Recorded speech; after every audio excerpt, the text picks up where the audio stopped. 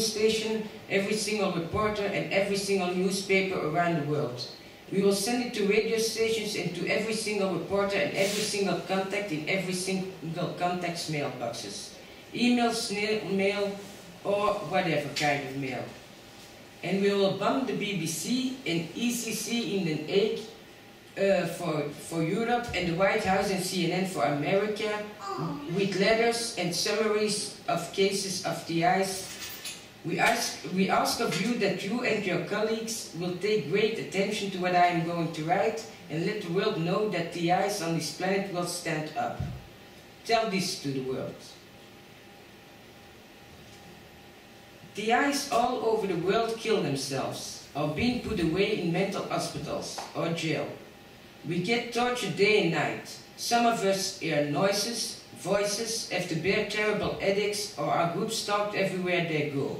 And if I use words like torture and horror, I am not exaggerating. No one listens to our stories, but it's very important that the world opens their eyes for what is really happening, before it comes to every family.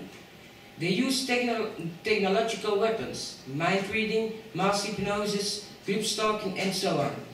The technology is so advanced that it's very unbelievable when you've never been confronted with this kind of terror. People of different ages, colors, sexes, and religion, rich people and poor people, famous or infamous, are under their surveillance. They've been and still are writing to every possible address to stop the criminals' their actions. While all are living this terror and are completely traumatized, also because of the ignorance of the world outside, they all, if not dead or put away in hospital or jail, are fighting this daily terror, which they write for and fight for and even die for, to stop this war of the mind, like I call it. It has been going on for years that more and more people come with similar stories. We have to make it public, or it won't take much for them to take over. And probably the world will say, wir haben das nicht gewusst. It's nicht gewusst. Who they are can only come to the light when we will be heard and our evidences can be shown to the world.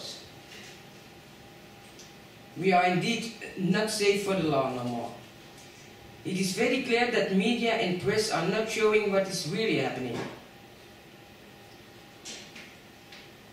Instead, they cooperate to create a hate to certain groups of people, while the real criminals are being carried on hands by the public. We know that they are not to blame. They have to pull a veil in front of the masses' their eyes. Same with actors, singers, or any kind of entertainer. They are created to keep the public attached to a certain idea or feeling, to make people buy, so the criminals can fulfill their plans on a worldwide scale with money of people who are too ignorant to see that they did this before. They are not to blame either. For a lot of us, it feels like we are living in another dimension where we can see behind the veil to what is really happening, and probably we are tortured because of that, or it could be otherwise. A lot of us are or were on the run for their stalkers, while others can't run away from the voices or sounds in their heads. TIs all over the world who try to come out with their story are even more tortured because of the ignorance of the world outside. Millions of letters being sent by people all over the world, and all they get was peanuts. The criminals use all kinds of techniques to make us lose our credibility. Some being isolated and tortured since very young age, invisible for the outside world. Others came in it later. Since the end of the 80s, more and more people came with similar stories. Now the world is full of TIs shouting that they know more. Each with their own story and theory can fit a piece of the puzzle and help to reveal the truth to the world. TIs all over the world are writing and trying to get their story public day and night, and this is going on for years now. Very young victims are running all over the planet, hiding in the strangest places while they are trying to escape from their stalkers. When some of them find out there is no way to escape or to get rid of them, they kill themselves. They do anything to drive a person crazy. It is like living in a nightmarish science fiction horror movie which doesn't seem to end. We are not conspiracy theorists. We are not a group, and if you want to call it a group, you might as well call it the human race. We are all under it, even people who aren't aware of it. The TIs are living this huddle, each in their own way. Some were in it from a very young age, while others came under it or in it as a grown-up. I don't stand in for what others have to say, but some of the things I can say is that very advanced technologies are involved, along with psychological torture, and that it all reminds me of what they did in World War II, that it's worldwide, that they are working on every single person on this planet, and that we want to overcome, that the rest of the world comes under 24 hours a day surveillance. This letter will be going around this week, worldwide. Tell the world that we are with many and that our voices will be heard. So the reason that I'm here also, I think that was indeed the I am on their list letter. And the reason,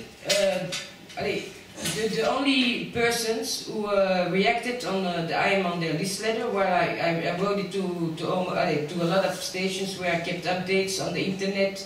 I was filming my actions and we send it to press, like, and I will continue also the I am on their list letters with phone calls and keep on writing them to bring it to public. But the only ones who reacted was Nibiru. Indeed, we have now also a lot of, I myself, I don't hear voices or whatever. I was group stalked since 1996. I know that I'm in a kind of experiment since I was a little child already. And I don't know if I'm chipped, but I know that people can follow you and I can explain all about the techniques, but it's not now the right moment to do that. But I want to say also that we have some victims online. So we have Hassan and from Rabat, Derek Robinson is from America, and Astrid Fuchs from Austria, and Vladi. Hello. Oh, maybe not. Hello. Hello. Call him again. Call him again. Okay. Okay. One moment. Yes. Hello. Yes, again here. Hi. Was finished. Don't know why. Yeah, I just. Okay, so maybe indeed, like I forget also to tell to the people that now on the internet more and more people are coming together. It is really very difficult also because people mistrust each other very hard. But in the meanwhile, more and more people come together on the net and are forming kind of groups. So everybody takes his own specialty, if I can call it that way. Like mine in this case is a little bit talking to the press, but also we have the one who raised the FFCHS. Can you tell me more about it, Derek? Good morning, good afternoon there in Belgium. Greetings everyone. Thank you very much, Stephanie, for the invitation here today. And I appreciate the opportunity to speak to this group from the United States. Our group is called Freedom from Covert Harassment and Surveillance. Our website is www.freedomfchs.com. There are about 1,500 of us in our group, which is the very tip of an iceberg in terms of actual numbers of victims in the United States. We provide support for victims of organized stalking and remote electronic assaults, advocacy to legislators to ban the illegal use of mind control technologies, and outreach to the media and to the general public to raise awareness of organized stalking issues and the technologies of political control. What many of us are experiencing is what we call organized stalking and remote electronic assaults. Organized stalking consists of covert psychological assaults, which are designed to be experienced and recognized by its victims only. However, there is tangible evidence that we can point to that shows that our claims are real and not imagined experiences. For instance, there is a private investigator, David Lawson, who infiltrated a stalking network and wrote a book entitled Cause Stalking, which documents his observations. In that, he details a network of average American citizens in all professions of life, strategically placed in positions of power and influence in society, who have a zeal for bettering their country as they believe they're doing, while destroying the lives of their victims, many of whom are doing absolutely nothing wrong.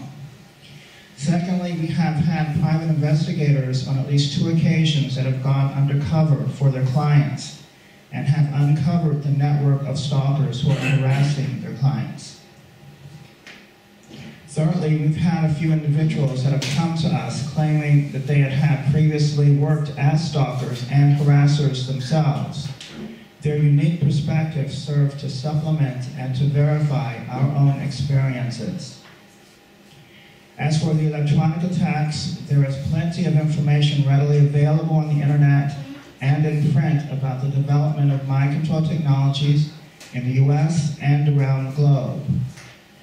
For instance, Dr. Jose Delgado from Spain, even in the early 1950s and 60s, was developing and using radio frequencies to remotely control and influence the emotions and bodily movements of animals and even people.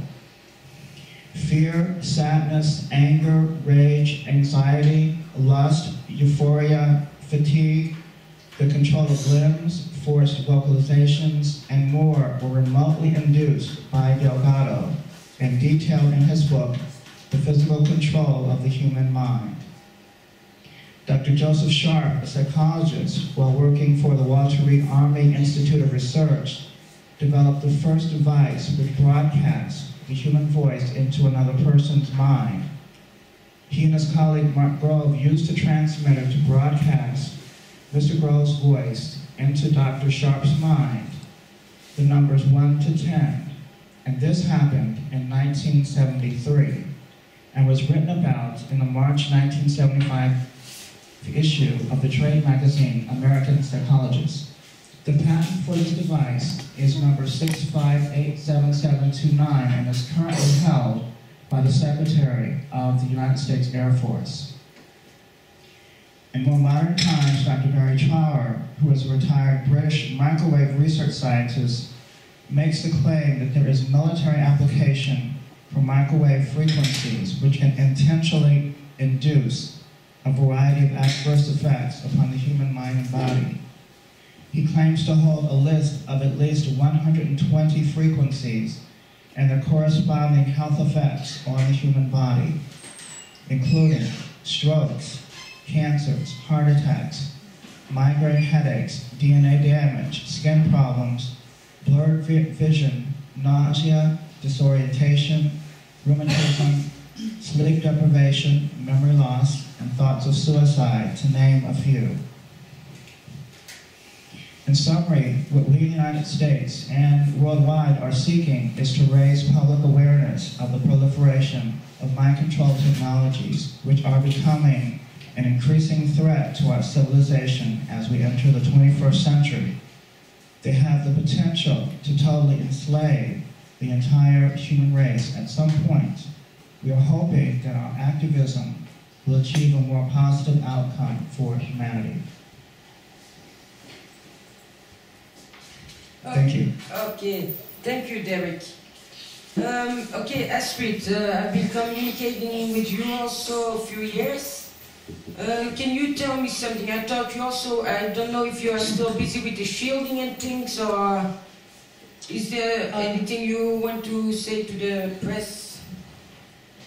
Hello Stephanie, and hello everybody here. I'm a victim from Austria since earliest childhood, which I know now, I think since I'm 6 or 7 years old. Maybe this began with my first visit of a dentist.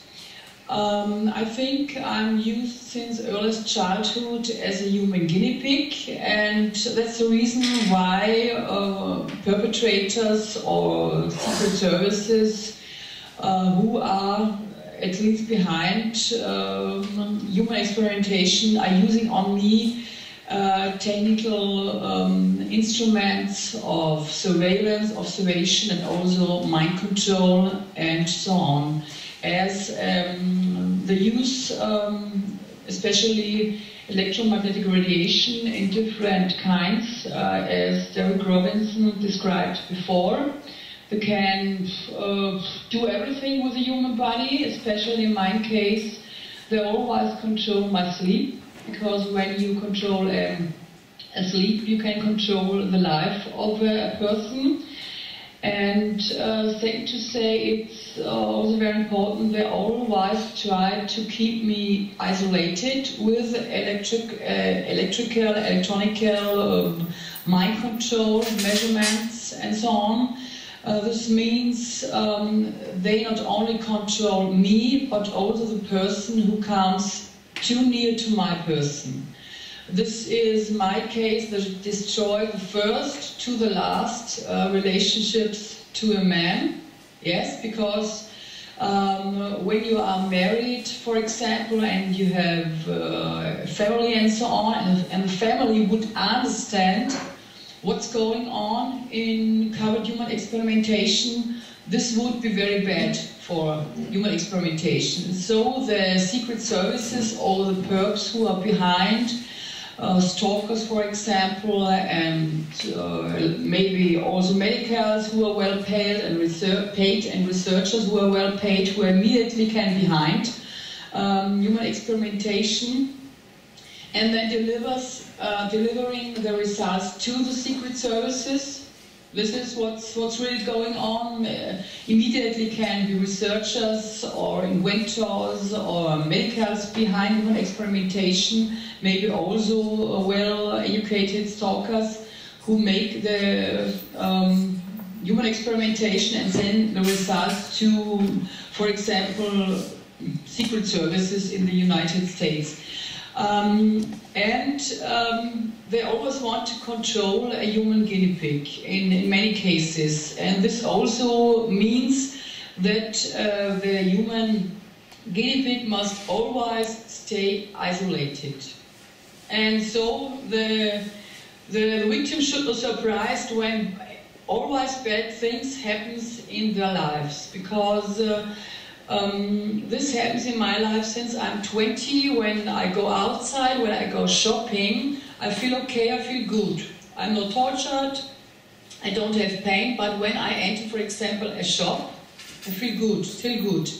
And then I'm longer and longer in a shop, and I feel a little bit more and more aggressive. I don't like this, I don't like this person, and this is going on and more and more. And then when I come near to a seller, for example, or a person I know, I like, or I would try to go in contact, immediately I can get very aggressive, only from my feelings, only in my feelings. I can get immediately very aggressive, and I think immediately, oh, I don't like this, I hate this person, all the things.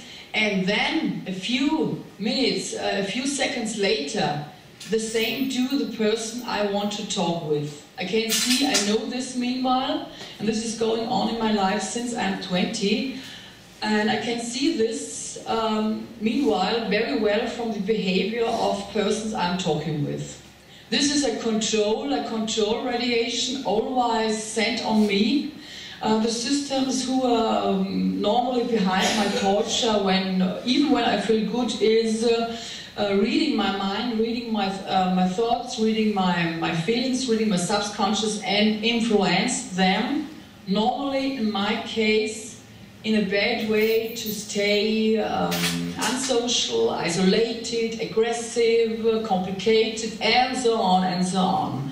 And everything, and the longer you are under mind control, even when you feel, oh, I'm okay, I don't feel pain, the longer you are under mind control, you must not be under mind control the whole day long, but when you're, for instance, under mind control during 2 hours a day, you are programmed, you can be programmed for the whole day long. You must be, to get back your own personality, you must be deprogrammed. And I'm used for a very long time human experimentations. I'm not sure when they use me, when they make real human experimentation on me, but I think they do this when they want, especially during sleep, I think. And in the last, since April 2002, before I was very less under physical pain, very less, but they always tortured me with sleep control and sleep deprivation. Even when I was a child, even when I was a teenager, they tortured me when I was 13. So extremely with sleep deprivation that I didn't grow anymore. So this means for me, they did this because when a person grows up, the brain and the body and so on changes of a person, and they must work more to react on the changes of human body. And the reason why a lot of victims, can you hear me? Yes, now I do. The reason why a lot of victims worldwide, which are used in human experimentation, are tortured in a very similar way is because they also prepare a human body for human experimentation in a similar way. You understand? Because they send, if you see, they change a human body, human subconscious and so on, human feelings, with artificial mind control radiation techniques. And when the control of each victims, or of 90% of the victims, the sleep, they have for human experimentation very similar bodies to make human experimentation with, and this is good for the results. Also, normally we should think why we are tortured so much when they only want to make human experimentation for me. First, they're torturing us so much because we should be isolated, yes. They won't have changes in our body, in our life, in our brain. This is very bad for scientific, for science, for this human experimentation to have good results. This is very bad. And the second is, when they control our body in a very similar way, they can make very, very good human experimentation for very good results. Okay, Astrid, at the moment, because we also have to talk with Hassan, and there's yes. also another victim who came from Peru. Maybe he can also come here in a minute to talk a bit, because he brought chips. And also, maybe the people who are here are a bit interested if somebody would know something about the shipping. Because there are people like Mr. Robinson, maybe you know more also about the group that did the ship, the microchips, because they say they... Yes? Yes, I can say a word about that. There is a group among our community that are in the beginning stages of testing our community as well as the general population for microchip implants. And so far, there are a number of people they have tested, I guess around 50 people altogether, both in our community and the general population.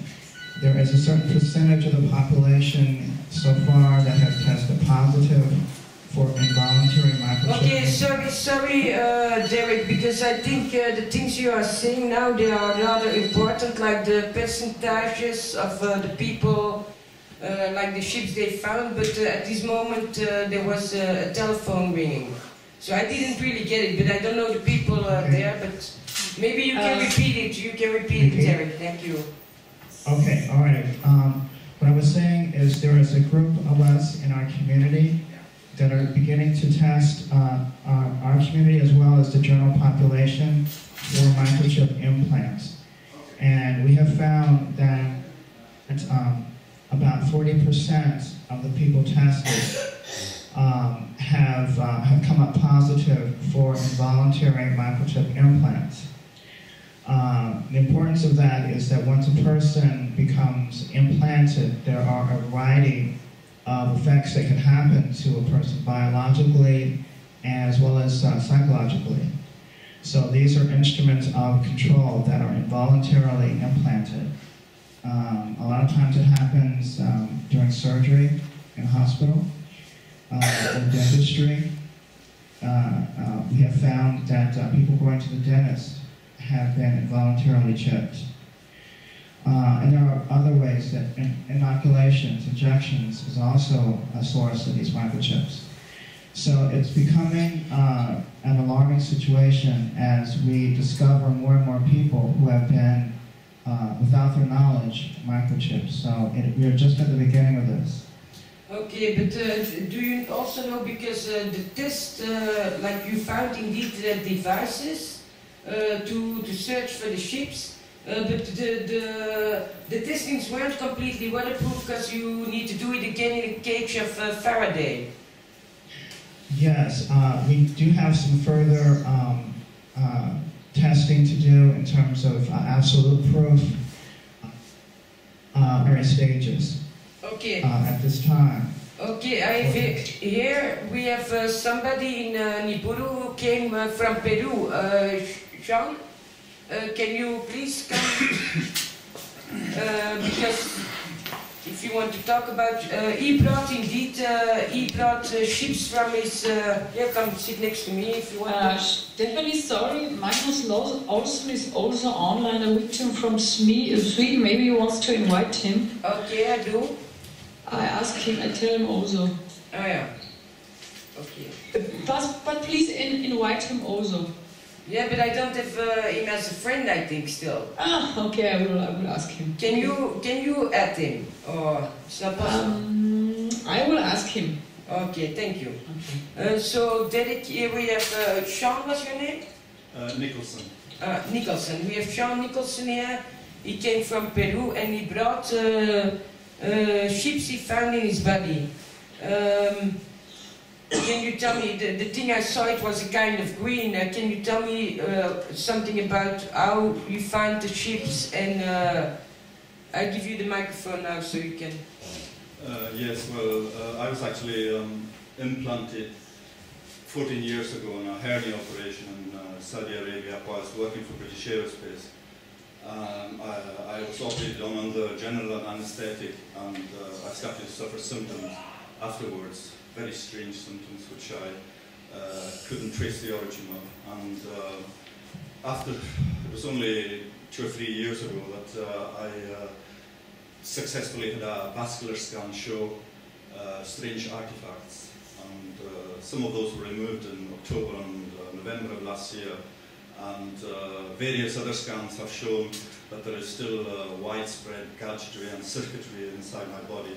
My whole body is wrapped in 5-strand microwire, for example, and the symptoms are many. I have a prosthesis and lead to a cochlear implant that was implanted illegally, which gives me incredibly strange sounds night and day, basically around the clock. And I have pulses in the, I have strange pulses in the groin and in the anal, which prevent me from sleeping unless I perform the most incredible acrobatics and contortions to be able to get to sleep. I have induced rapid heartbeat from a capsule that was put into the aorta, and I actually had previously, I had tingling in the scrotal skin, which was produced by microstimulator that was disguised as a clip, and that has been removed and the symptom has now disappeared. But this is basically how I suffer day and night. But you brought indeed also the ships with you, but you explained before, like it's more a natural kind of ship, or because it looks green. It's like green, like some how can I call it, wheat, like some wheat, like some wheat, and well, but it's in it, or what? Well, at this stage I can only speculate as to what I do know that microstimulators, because of the pulsations that are, I mean, I can detect the pulses by fingertip exploration, so that was never a problem. But the actual chips themselves appear 2 months later after removal to be shriveling, so it would seem that they maybe require the integration with the tissue. They actually require to be in the body to survive, because they seem to be dying slowly. They seem to be a kind of intelligent implants, to be honest.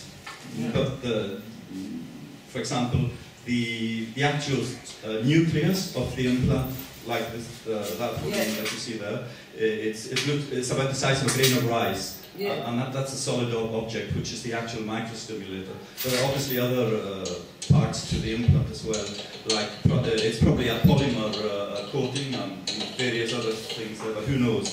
This technology is probably beyond us. So you found it out yourself, and can you explain how they found it and how it was removed? Yes, well, I had some magnetic resonance scans and CAT scans, and they found nothing.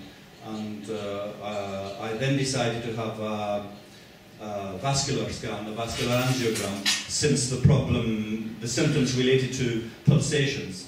And the vascular angiogram detected quite a lot of strange implants, mainly in the groin. Then I doubled up with X-rays, and the X-rays actually proved the existence of these in my body. And I eventually found a surgeon in South America. I couldn't find any in the United Kingdom that was prepared to take it on, so I went to South America, and that's actually where I had the scans as well. And I eventually found a surgeon who removed some of these implants in October and November of last year, so maybe basically a couple of months ago. Okay, we also have Hassan from Rabat. Hello, Hassan. Hi everyone, thanks Niburu for let us give our voice, and thanks to Stephanie to let us also talk on this conference. Excuse me, Hassan, I don't know if everybody can understand it good. No. Finish typing. Stop.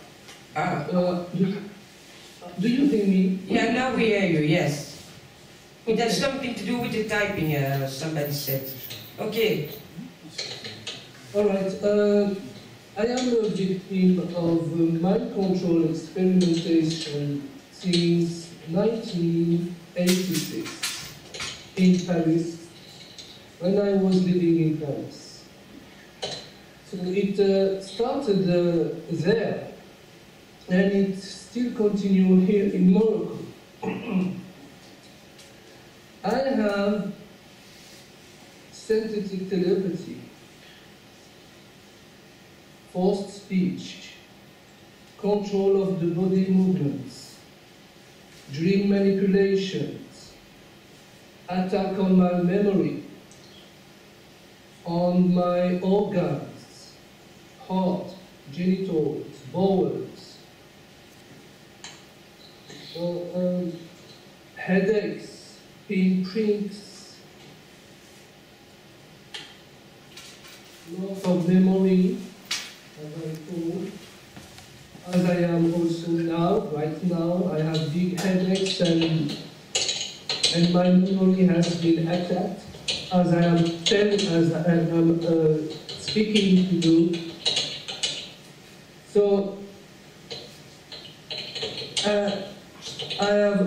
this, and since more than 2 decades, it didn't. Okay, maybe wait a minute. Can I please ask?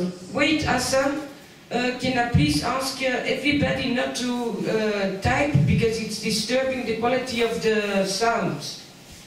Okay, Hassan, you can go on. Thank you. Yeah, thank you.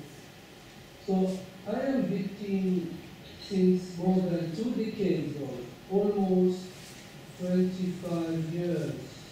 You know, it's too long. Or can you get close enough to the? Can you get close enough to your micro because we really have disturbance on your. Yes, go on. Okay, do you hear me now? Well? Yes. Now we hear you better. Now we hear, yeah. Thank you. Yeah. We'll talk to you about a bit about scientific liberty. That it's, you know, the perpetrators talking to my head directly, and they can talk in different various way. I mean, they can talk, you know, slowly. They can, I mean, not so loud, but they can also shout in my head. And it was used also on sleep deprivation, for instance, to wake up me. They can also make me hear voices around me. So they can manipulate the voices around me. They can manipulate any voices and any sounds with any people, also with my family. They play tricks with my family. They make me hear my mom. I hear the voices of my mom telling what I was thinking, telling my thought at the same time. And also the people in the street, anywhere I go. They can make me hear people repeating my thought at the same time, to make me feel like people can read my brain. But I know it's scientific liberty. I know it's my perpetrators who are doing this to me. So I try the best I can to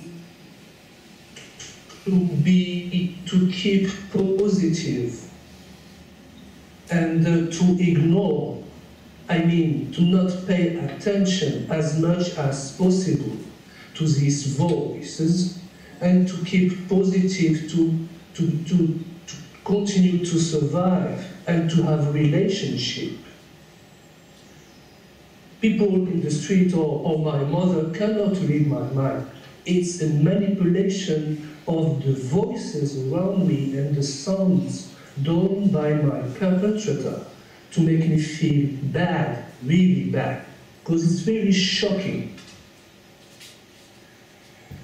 So, they can manipulate any sounds, any voices around you, even with the TV, the radio. My first experience with scientific telepathy in Paris was as I was listening to the radio. I heard a voice repeating my thought. Okay. Let me talk to you a bit about forced speech. My perpetrators can make me say out words which are not mine. It's what my perpetrators make me say, forced to make me say out their words. So I tried to resist one day. I tried to fight this, and I decided to not say these words, which are not mine, that I know it was forced by my perpetrators. So I clenched these words in my teeth to not let these words go out from my mouth. And I will contract myself to not say it, to not say these words. But I couldn't be contracted.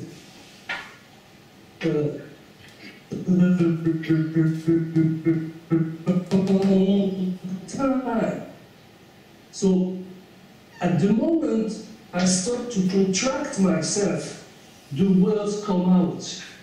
And I repeated this several times, several attempts. And when they were able to make me say words, even when I tried to do my possible to not say it, to clench my teeth, being contracted. At the last attempt, when they were able, they succeed to make me say these words, I decided to let it go and say, oh, you know, I don't mind. You can make me say words, I don't care. So I say, just when they make me say words, you know, I reply to them, just go to hell. I don't care. I say them just go to hell because I know they are so evil, you know, they practice a lot of torture. Now, let me talk to you about control of the body movements. They can control my limbs, my movements of arms, hands, legs, head, eyes, any part of the body. They can control it, they can move it. And the most they do it when I'm so broken and weakened after a sleep of torture, because they torture me also during sleep. They attack my memory, and when I woke up I had a big headache like today. And so when I am really broken, they play with me like I am a puppet, and I just, you know, let it go. It's not because I accept this situation, I don't accept. But to survive, you have also to let it go, you know? It's like for the voices. If you want to survive, to ignore it, you have to let it go.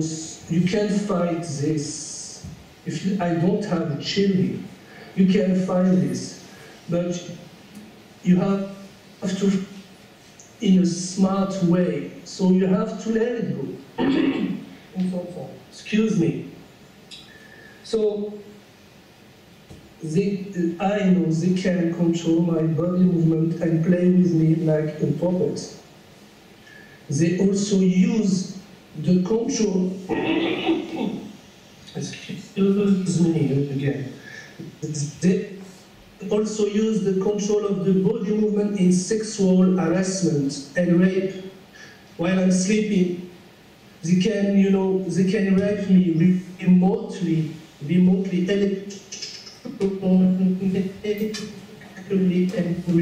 remotely at distance by this control of the body movement and sexual assault. That's horrible.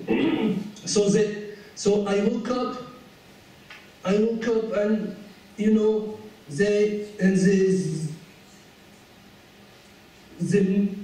I am ashamed to tell this to tell this to you on the radio.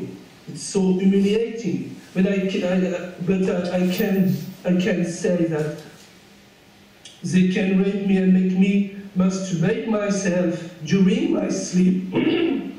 And when I woke up, because of this electronic rape, I resist and I rise from the bed and to dress my trousers. They can remove my trousers and I dress it and they remove it, you know. I even seek refuge in the prayer, to do my prayer before God, to find refuge. And they even rape me during my prayer, and I stop the prayer. I also, you know, I stop this because it's so humiliating. No, okay. Do you have any action? But yes. Okay. No, it's okay. Everything you say is good, and it's all testimonies of people. So, but there's also we don't have too much time left. But then I also wanted to ask, because Vladi's also online. Hello, Vladi. Hi. Hello. So Vladi's from Bulgaria. Yeah. My name Bulgaria. is Vojislav Tsekov. I'm 23 years old and I'm living in Sofia, Bulgaria. In first place, I want to say that I never attacked anyone. I don't have criminal records and have never been convicted. I graduated National High School of Mathematics and Natural Sciences, and then I worked as a software developer in a computer company. 1 year later, I decided to study Spanish philology in the University of Sofia. I had excellent grades and good relationship with my colleagues. In second year, in April 2008, the attitude of my colleagues and professors towards me changed. They began to lie me, imitate my movements and gestures, make jokes of my words, mock, shout me, insult me, criticize me, began to put into question my decisions, isolate me, say me that I'm crazy, distribute my pictures, and accuse me of many things. They were talking about what I said or did. I have not deserved this attitude, and nobody has had such attitude towards me before. When the new scholar year began, the jokes, imitations, etc. of my colleagues continued, and I stopped talking to them. I complained to the professors of my colleagues' attitude, but they did nothing and just joked and accused me indirectly about my silence. I went on to go to lectures. These sections didn't stop even when I graduated.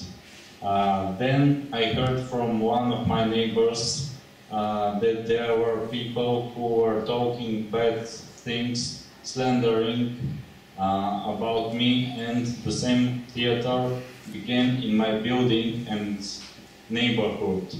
When I had examinations, my neighbors were carrying out repairs, and their attitude changed too. I was wakened with hammering on the wall, doors bell, phone ringing by neighbors every day. I do my best and I'm positive and polite towards them. Many employees in my neighborhood become angry and have negative attitude when I'm in grocery shops, in post office, etc. When I visit a casual shop, the attitude of the employees is very positive as usual. My internet access is restricted. I have problems with my internet connection and I receive a lot of spam messages daily. I complained to my provider and the employees said me that there were no problem. I checked in internet and discovered many common symptoms with other people all over the world. In the meantime, I was working and was fired without reason. I was sending my CV every week to different employers and twice I had job interviews, but the interviewers just joked with me and their questions were hilarious and humiliating. I didn't receive answers or invitations for job interviews anymore. Until now, I have no job, no finances, although my qualification. My health began to deteriorate or get worse progressively.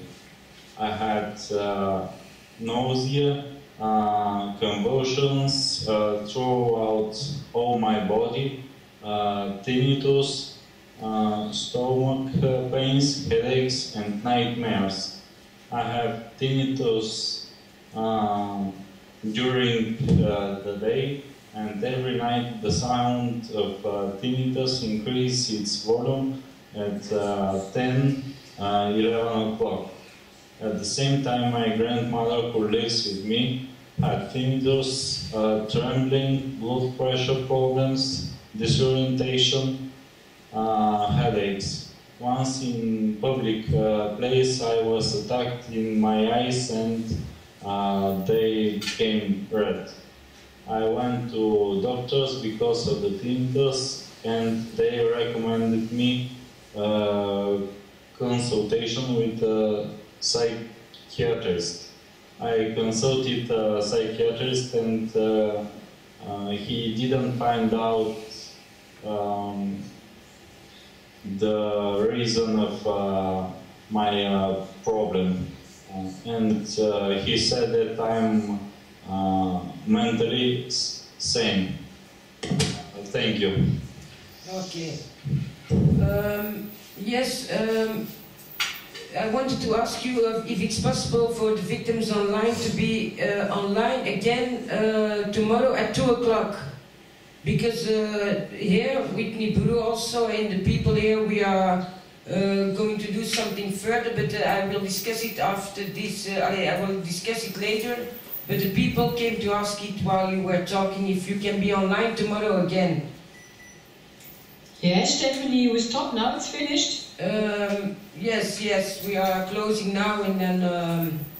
Yes. So, go shopping. But do you think it can be possible to be online tomorrow, and even if it's possible that I ask somebody else also, Anton? Yes, that's okay. If you can make sure, because I can't go online today, but if it's possible to be online again tomorrow, because I don't know really what the thoughts are that we can do with it, but it should be important that you can be back online tomorrow at 2 o'clock. At 2 o'clock? Yes. Yeah, at 2 o'clock tomorrow. And if you can ask like Magnus or even yes. like Yun Lao or others, you can ask to join. Maybe you cannot be online on Friday in the late evening because Lars is here and Jess and all. No, so I'm in Holland now with the press meeting and like I was updating everybody. It's only for 2 days. I took train. Yes. So it's 15 and 16 that I'm now in front of the press with cameras and so on. And tomorrow will be the same. So. Yes, tomorrow 2 p.m. 2 p.m. Okay. See you all and thanks very much. It was very interesting. Okay. Good night. Bye. Yeah, thank you very much. Stephanie, bye-bye. Okay, see you tomorrow. Bye. Stephanie, can I You? Yeah. and I ask you a question, Stephanie. Yes? I thought it was an interview. So can we speak with the journalist and if they have some question to ask us? Yes, yes. So, Yes. Yes. Is there a journalist or somebody who wants to ask Can we something? bring it also to tomorrow? Yeah, we will do that tomorrow. Yes? Yes. Because she's not here yet. Because, yeah, indeed, she's not here yet. The journalist was, she's not here yet, but we will do it tomorrow. Yes. So I will now have a little meeting with the people here to see what we can do for tomorrow. Yes. Because they have an idea for tomorrow also, probably something with the mainstream media also. So I see you tomorrow, and they probably will ask questions tomorrow. Yes, okay, thank you. Okay, bye. Thanks. Okay, bye, thank you. Bye. Fine. Zo. Zo. De kop is eraf, Stephanie. Ja, de kop is eraf. Ja.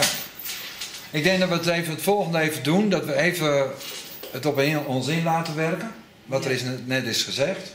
En dat wij straks even naar de andere kant gaan, naar het koetshuis.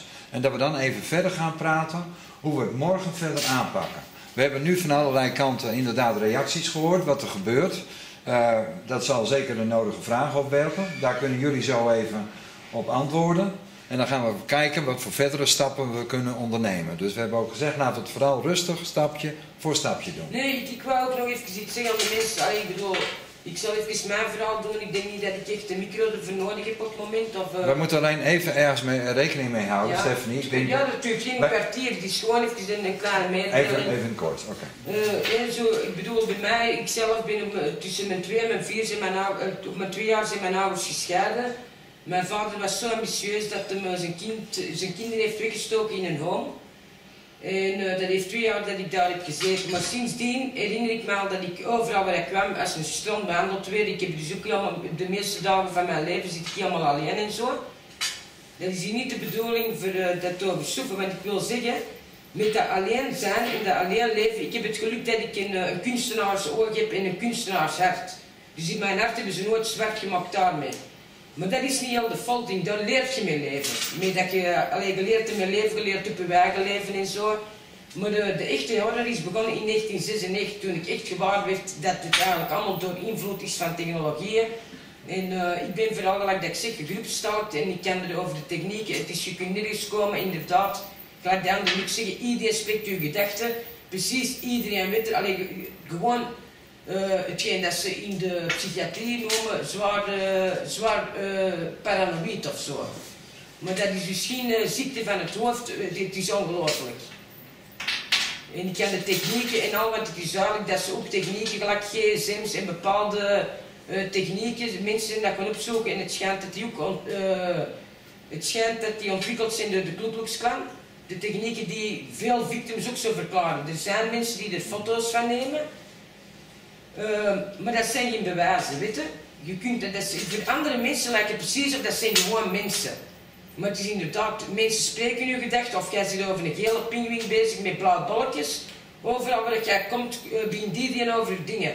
Maar het is niet alleen dat, het is niet alleen dat ze gedachten spelen, ze spelen u ook van alles uit. Ze zitten de hele tijd de goede en de slechte politie te spelen. We houden van u, nee, we gaan u kapot maken. Ze proberen mensen dingen te laten denken die compleet niet waar zijn. Het is niet alleen, ik geloof zeker, ja, dat je zegt, ik heb het niet zeggen. Ik denk dat heel